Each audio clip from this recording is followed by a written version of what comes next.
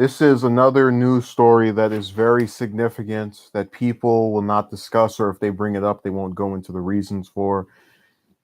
And if it weren't for places like Democracy Now, I'd have absolutely no idea about it.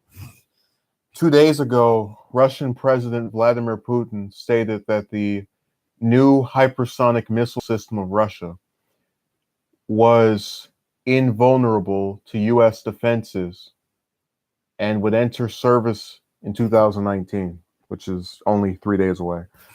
Um, his exact statement was Russia is the first in the world to receive a new type of strategic weapon, and this will reliably ensure the security of our state and our people for decades to come. This is a wonderful, excellent gift for the country for the new year. He was quoted as saying, the avant-garde hypersonic system was tested from the Domborovsky military air base in southwest Russia, according to TASS. This is one of the guys who reported this.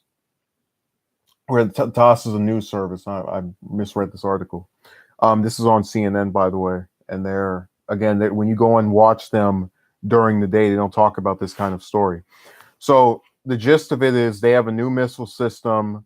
The Russian president is bragging about it. It can go pierce American forces and will be something that protects them for decades to come.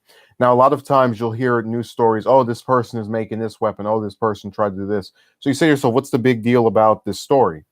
Well, earlier this month, and keep in mind, this is under Trump, the president that a lot of times when you look at other liberals or people that identify themselves as liberals, they'll say, oh, he's in Putin's pocket.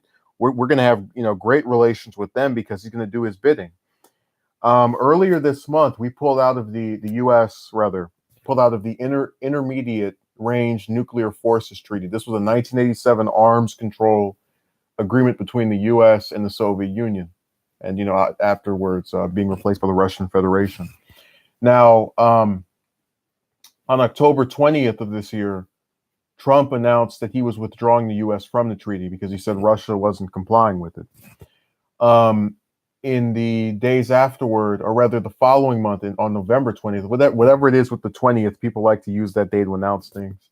Russian President Putin announced that the Kremlin was prepared to discuss INF with Washington, but would retaliate if the U.S. withdrew. And at this point, we've had a rise in tensions. And remember, the whole point of that treaty is that we have these nuclear weapons, but we don't use them against each other. It's a peace agreement. And now we're starting to go back on it. And it's not a coincidence that right after Trump announces we're pulling out of this, within a few months, they're successfully making a new missile system that their own president is saying can strike the U.S.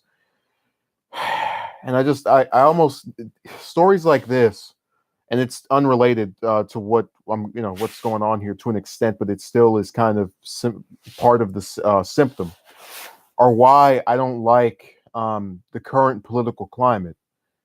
This should take precedence over talking about some stupid presidential primary that half the people running have the exact same positions on pretty much everything. But unfortunately, this will get no discussion on MSNBC, on CNN, or any of the networks, Fox. Well, the only way anyone's even going to find out what this treaty is if we get nuked, and then someone says, "Hey, you want to know what treaty stopped us from getting nuked from Russia for 30 years? It was the INF." But you won't see anyone talk about it at all. Okay, on December 4th, which was 2-3 weeks ago, the U.S. told Russia it had 60 days to comply with the treaty. Following day, Russia responded by revealing their Perspeirvit combat laser, which they had deployed to Russian armed forces as early as 2017 as part of their state procurement program. So obviously with the U.S., getting upset that Russia's not complying, there is a part, and a lot of times when I criticize America's handling of foreign policy, people like to say, "Oh, you're too much on the side of the other person." No, I think if Russia, violates the treaty, that's grounds to argue or otherwise confront the leader. you have to understand, we're talking about the heads of state here who are able to talk to each other on an even playing field in being the leaders of their respective countries. Instead, we just have the Secretary of State doing the dirty work of saying, "Oh yeah, if they keep not complying, we're gonna pull out," as opposed to actually, taking his behind over to Russia and talking with the president that Trump has claimed to be so friendly with. So what's actually happened is that this is kind of like with North Korea, where an event happens and people go, "Oh, that's such a great thing, bravo, bravo," but then subsequent events tend to be the reverse. So just like how I mentioned earlier, about 2 or 3 days ago, when back in June when we had the North Korea United States summit, that this was a seeming move toward peace, even though people talk about how what was signed there wasn't all that specific about denuclearizing. And then, earlier this month, the U.S. Treasury Department put sanctions on top North Korean officials, which caused North Korea to respond by saying, why would you do this after we're trying to have a friendly relationship and whatnot? But most of the people who still give Trump credit, and I think rightfully so, for that meeting back in June, that historic meeting, first time a U.S. president, North Korean leader, whatever, will not go into the fact that his Treasury Department, with his little, I despise Mnuchin, the Treasury Secretary. That man is evil. But they won't discuss this because they don't know about it. The media barely spoke about it. And so they'll still think in their heads, "Oh yeah, Trump is going to have another summit and he's going to conclude that and we're going to have peace." No, his Treasury Department, his administration put additional pressure on the same people that he's trying to call himself being friends with. I can't shake your hand and then slap you in the face and then, think it's going to go back to the way it was before, which is what the US did with North Korea. And exactly what's happening now. All these people who saw the Helsinki summit said, "Oh, it's a great thing because Trump didn't try to be combative with Putin." And you actually had a couple of liberals at that time who said this was confirmation of Trump owning or being owned by Putin. This was an example of that. But again, if he was so owned by him, what will cause him to then say, "Hey, let's pull out of the agreement that our two countries have had for 30 years that have stopped us from having any conflicts"? So this goes against the narrative that the media's, that a lot of the quote unquote establishment places have been leaning toward, about U.S. relations being better with Russia when you have something like this happening. And again, the bigger circumstance here is that within weeks of, or rather 2 months of putting pressure on getting out of INF, this treaty about arms, Russia develops a new system that they're saying can pierce our defense system. Remember, our defense system, not, they put up some barrier to where they stop us from attacking them. They're saying if they wanted to, they could attack us and they could pierce through whatever we have. And no one is getting freaked out. No one's saying, "Oh my God, we have to, stay in that treaty, make sure it doesn't," nothing, not a single thing. So it's just more of the exact same, where you have these people who are at the top that, because no one, at least in the US anyway, has this information reported to them by their trusted sources, CNN and all the other of the like, to where it's discussed over and over again, like something sensational, the government shutdown and whatnot, they're able to get away with these kinds of actions and going unnoticed. Public information is only public if those who would have access to it are made aware of it.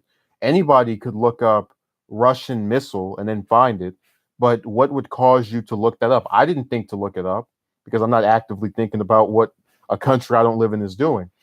But I saw the story on, again, Democracy Now! I said, "Oh my God, that's crazy. Why, it's crazy that that's happening." It's also insane that these sources that everybody likes to flock to and claim are, so information based, are not discussing this at all. Or if they are, it's, briefly in passing.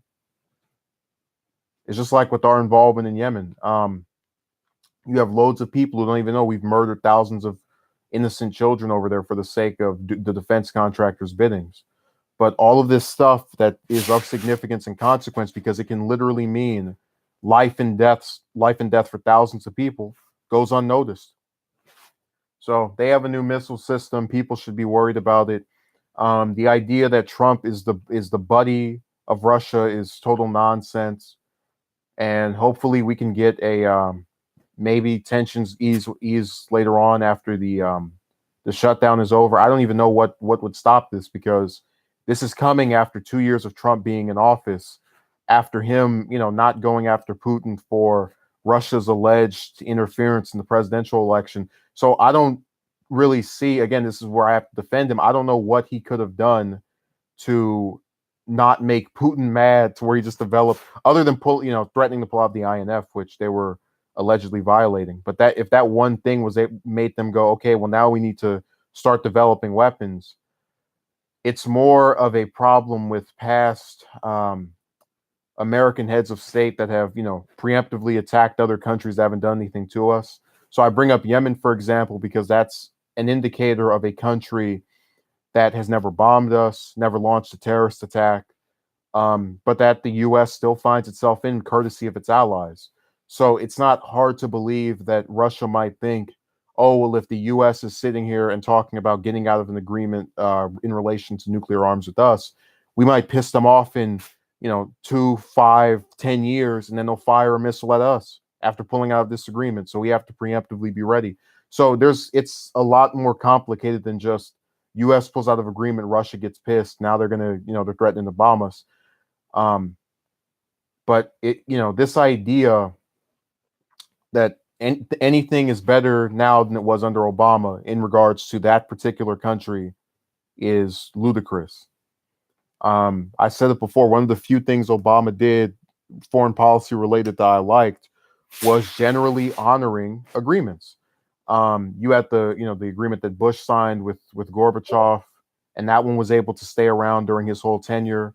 You had the Iran nuclear deal, obviously, but you get my point, that I can't think of any agreement that was signed by someone else or that was started by him that he ever pulled out of. And that's always been a problem with the U.S. now, where we just have these people who, and again, to not talk, entirely horrible about Trump, there was an agreement with the U.S. that Nixon signed, that the younger Bush pulled out of. And that was after about 20, 30 years. And it's really reminiscent of this, because it's of the same tone. Several decades go by of a deal between two countries. A new head of state says, I don't want that anymore. And then it's done. And then we just have to hope that the two of them don't come to clash with each other, rather. So it's dangerous. A lot of times we mention World War III as this joke, but whenever you get nukes involved, that's not a gag. And I encourage people to go look up the details of this story. And look, it's all fun and games until somebody, bombs your house.